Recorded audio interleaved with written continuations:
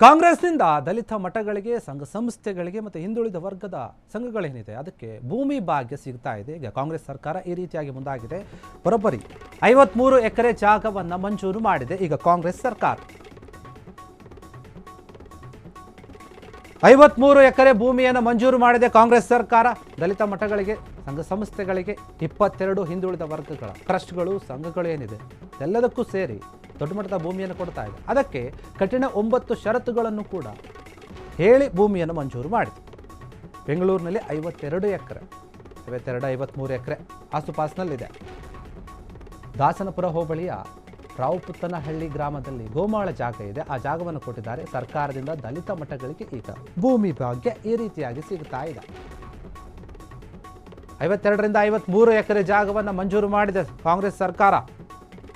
22 ಹಿಂದುಳಿದ ದಲಿತ ಮಠ ಟ್ರಸ್ಟ್ ಸಂಘಗಳಿಗೆ ಇಂತಿಷ್ಟು ಅಂತ ಹೇಳಿ ಭೂಮಿಯನ್ನು ಕೊಟ್ಟಿದೆ. ಅದರ ಜೊತೆಗೆ ಒಂದು 9 ಷರತ್ತುಗಳನ್ನು ಹಾಕಿದ್ದಾರೆ, ಕಂಡೀಷನ್ ಹಾಕಿ ಆ ಭೂಮಿಯನ್ನು ಕೊಟ್ಟಿರುವಂಥದ್ದು.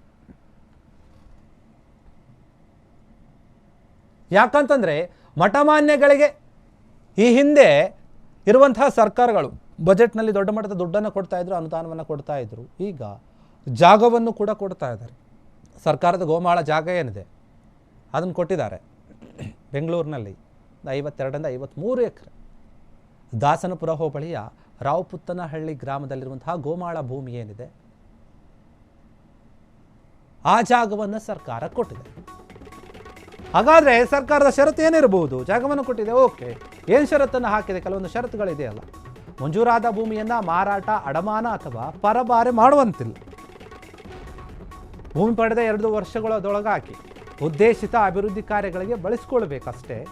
ನಿಗದಿತ ಕಾಲಮಿತಿಯೊಳಗೆ ಜಮೀನೇನಿದೆ ಅದನ್ನು ಬಳಕೆ ಆಗದಿದ್ದಲ್ಲಿ ಭೂಮಿಯನ್ನು ವಾಪಸ್ಸು ಸರ್ಕಾರಕ್ಕೇನೆ ಕೊಡಬೇಕು. ಸರ್ಕಾರದ ಅನುಮತಿ ಇಲ್ಲದೇನೆ ಜಮೀನನ್ನು ಸ್ವರೂಪ ಬದಲಾವಣೆ ಮಾಡಬಾರದು. ಅಂದರೆ ಬೇರೆ ರೀತಿ ಯಾವುದಕ್ಕಾದ್ರೂ ಉಪಯೋಗ ಮಾಡ್ಬೋದು ಅಥವಾ 3ನೇ ವ್ಯಕ್ತಿಗೆ ವರ್ಗಾವಣೆ ಮಾಡಬಾರ್ದು. ಅಂದರೆ ಮಾರಾಟ ಮಾಡೋಂಗಿಲ್ಲ ಅಂತ ಷರತ್ತಿದೆ ಈ ರೀತಿಯಾಗಿ.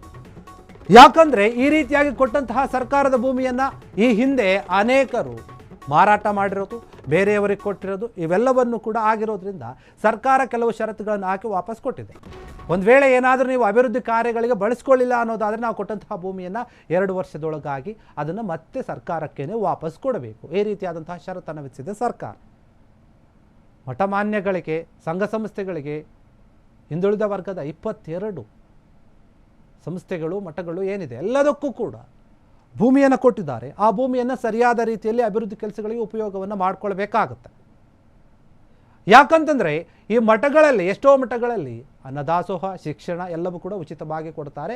ಸಮಾಜಮುಖಿ ಕೆಲಸಗಳನ್ನು ಮಾಡ್ತಾ ಇವೆ ಕೆಲವೊಂದು ಮಠಗಳು. ಹೀಗಾಗಿ ಅದನ್ನು ನೋಡಿಕೊಂಡೇನೆ ಸಾಕಷ್ಟು ಜಾಗ ಬೇಕು ಇನ್ನೂ ನಮಗೆ ಅಭಿವೃದ್ಧಿ ಕೆಲಸಗಳಿಗಾಗಿ ಅಂತ ಹೇಳಿ ಕೇಳಿಕೊಂಡಿರುತ್ತೆ ಮಠಮಾನ್ಯಗಳು, ಆ ಮಠಾಧೀಶರುಗಳು.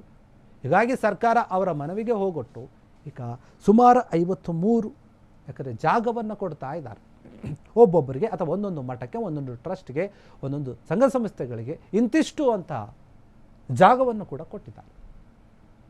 ದೊಡ್ಡ ಮಟ್ಟದಲ್ಲಿನೇ ಈ ರೀತಿಯಾದಂತಹ ನಿರ್ಧಾರವನ್ನು ತಗೊಂಡಿದ್ದಾರೆ. ಹಾಗಾದರೆ ಯಾವ ಮಠ, ಟ್ರಸ್ಟು, ಸಂಘಗಳಿಗೆ ಎಷ್ಟು ಭೂಮಿಯನ್ನು ಕೊಟ್ಟಿದೆ ಸರ್ಕಾರ? ಹಾವೇರಿ ಜಿಲ್ಲೆ ಬ್ಯಾಡಗಿಯಲ್ಲಿ ಏನಿದೆ ಕನಕ ಗುರುಪೀಠಕ್ಕೆ 4 ಎಕರೆಗಿಂತಲೂ ಜಾಸ್ತಿ ಜಾಗವನ್ನು ಕೊಟ್ಟಿದೆ. ಚಿತ್ರದುರ್ಗದಲ್ಲಿರುವಂತಹ ಒಂದು ಸಿದ್ದರಾಮೇಶ್ವರ ಮಹಾಸಂಸ್ಥಾನ ಗುರುಪೀಠ ಏನಿದೆ ಅದಕ್ಕೆ 4 ಎಕರೆ ಜಾಗ ಕೊಟ್ಟಿದ್ದಾರೆ.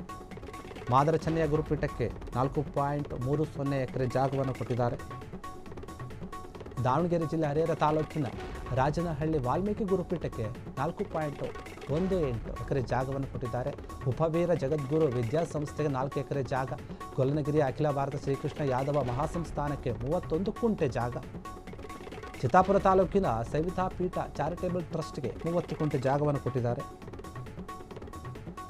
ಇನ್ನು ತುಮಕೂರಿನ SVS ಉರುಗೋಲು ವೃದ್ಧಾಶ್ರಮ ಚಾರಿಟೇಬಲ್ ಟ್ರಸ್ಟ್ಗೆ ಕೂಡ ಜಾಗವನ್ನು ಕೊಟ್ಟಿದ್ದಾರೆ. ಇನ್ನು ಬೆಂಗಳೂರಿನ ವಿಜಯನಗರ ಹಿಂದುಳಿದ ದಲಿತ ಮಠಾಧೀಶರ ಒಕ್ಕೂಟಕ್ಕೆ 35 ಕುಂಟೆ ಜಾಗ. ಈ ರೀತಿಯಾಗಿ ಜಾಗವನ್ನು ಕೊಡ್ತಾ ಹೋಗಿದ್ದಾರೆ.